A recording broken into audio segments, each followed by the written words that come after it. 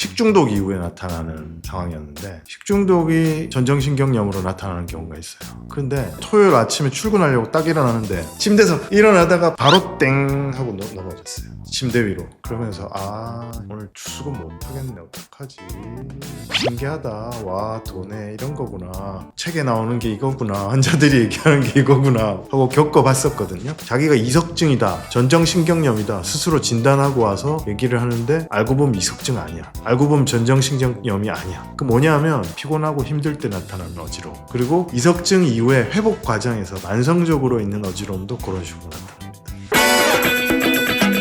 머리부터 발끝까지 우리 동네 신경외과. 원장님, 전에 전정신경염에 대해서 영상 찍어주신 거에 댓글이 되게 많이 달렸거든요. 이제 발음 잘하네요, 전정신경염. 그거에 대해서 제가 댓글 몇 개 읽어드릴 테니까 답변 좀 부탁드릴게요. 네. 완치가 없고 피곤하거나 잠 못 자거나 면역력이 떨어지면 또 증상이 나타난대요. 감기도 그렇잖아요. 완치가 어디 있어요, 감기가. 똑같은 겁니다. 전정신경염, 신경에 염증이 생긴 거고, 염증이 생겼다가 좋아졌다가 또 내가 뭔가 몸에 나쁜 짓 하고 피곤하게 만들고 안 쉬어주고 그러면 또 생길 수도 있죠. 감기랑 똑같은 겁니다. 근데 감기도 그렇잖아요. 내 나름대로는 몸 잘 가꾸고 꽤 신경 쓰고 막 목에 목도리도 하고 다니고 물도 많이 마시고, 그런데 나 감기 걸렸다, 그럴 수도 있습니다. 이석증은 재발되는 게 문제입니다. 저도 3번 이석증을 겪으니까 또 언제 재발될지 걱정되신대요. 걱정됩니다. 네. 재발이 잘 됩니다, 사실. 근데 뭐 겪어보셔서 알겠지만 재발되면 또 재발되는 대로 치료하면 되는 거죠. 어쩌겠어요. 근데 제가 이렇게 말씀드릴 수 있는 건, 저도 2번 겪어봤거든요. 진짜 기가 차더라고요.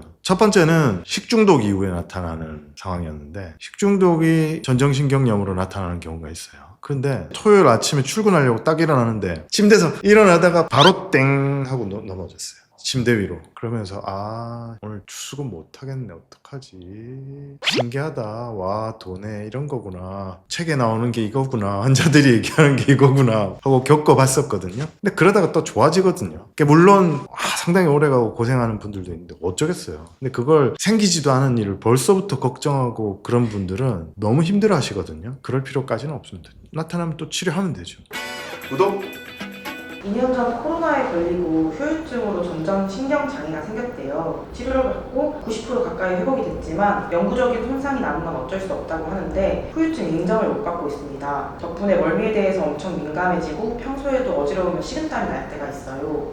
코로나 백신이라는 게, 제가 코로나 한창 그 시절에 얘기 많이 하고 욕도 많이 먹고 그랬었는데, 제가 코로나 백신에 대해서 안 좋게 생각하는 이유는 그겁니다. 코로나 백신이라는 게 다른 백신들만큼 안전하냐라고 물어봤을 때 그렇다라고 대답하는 의사가 전 세계에 단 한 명도 없었을 겁니다. 그만큼은 아니지만 꽤 안전하다 정도로 얘기를 했을 거고요. 그럼 꼭 맞아야 되느냐라고 했을 때 꼭 맞아야 된다고 하는 의사들이 많았습니다. 근데 저는 맞기 싫었습니다. 왜냐하면 그만큼은 안전하지 않다는 걸 알았기 때문에. 정확하게 말하면 그만큼 안전한지 안 한지조차도 모른다, 너무 급하게 만들어서. 근데 제가 이렇게 얘기하면 뭐 백신 불신론자다 이렇게 얘기할 수 있는데, 제가 여러 차례 얘기했지만 다른 백신들 되게 열심히 맞습니다. 대상포진 백신도 맞았고요, 독감 백신 매년 꼬박꼬박 맞고요, 우리 애들도 다 맞췄고요, 심지어 우리 아들도 그 자궁경부암 백신도 다 맞췄고요. 저는 그런 거 되게 믿는 사람이고, 안전과 백신 부작용을 저울질을 해서 안전이 훨씬 더 효과가 더 있다라고 판단될 때는 저는 이제 백신을 맞는 게 옳다고 생각하는 사람인데, 지금까지도 코로나 백신은 역사가 그렇게 길지 않고 데이터가 그렇게까지 많지 않기 때문에, 그리고 백신 부작용으로 의심되는 사례들이 꽤 많았는데 그게 아니라고 다들 묵살하고 있는 경우가 너무 많아서 저는 그렇습니다.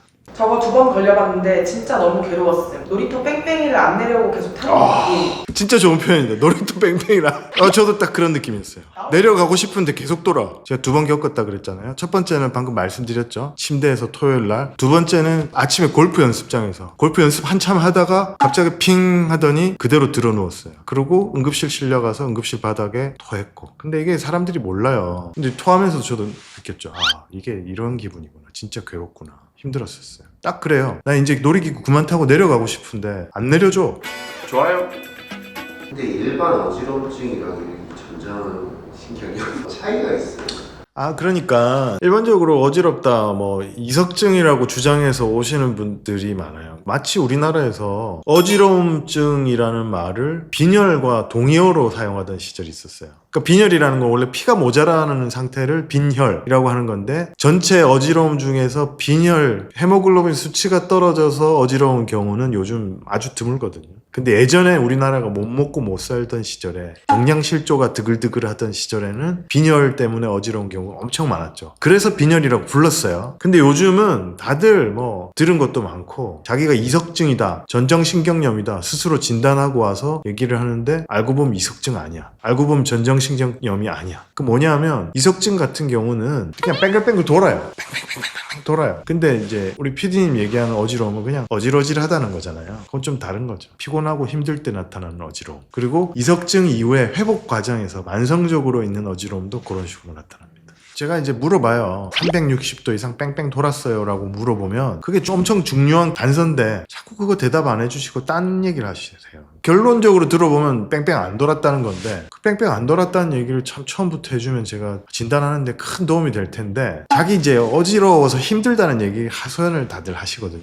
얘기 들어보면 제일 많은 게 뭐냐면, 어제 잘 못 잤어, 그제도 잘 못 잤어, 한 일주일 잘 못 잤어. 뭐 어지럽죠. 안 어지러울 수가 있나요? 그럼 처방이 뭐겠어요? 집에 가서 주무세요. 푹 주무세요. 무리하면 안 돼요. 이게 처방인 거고, 이석증이다, 그럼 또 거기 맞는 처방이 나가야 돼요. 근데 제가 봤을 때는 전정신경염이나 이석증이 아닌 어지러움이 많습니다. 특히나 젊은 분들. 그분들은 대부분 피곤하고 힘들어서 그렇습니다. 근데 피곤하고 힘든 거를 계속 피곤하게 살면서 내 몸을 사랑해주지 않으면서 어지러움을 방치하는 분들이 너무 많아요. 그러면 이건 마지막 질문인데 가장 중요한 질문이 될 것 같아요. 신경외과에서 이석증도 보시나요? 머리부터 발끝까지 우리 동네 신경외과.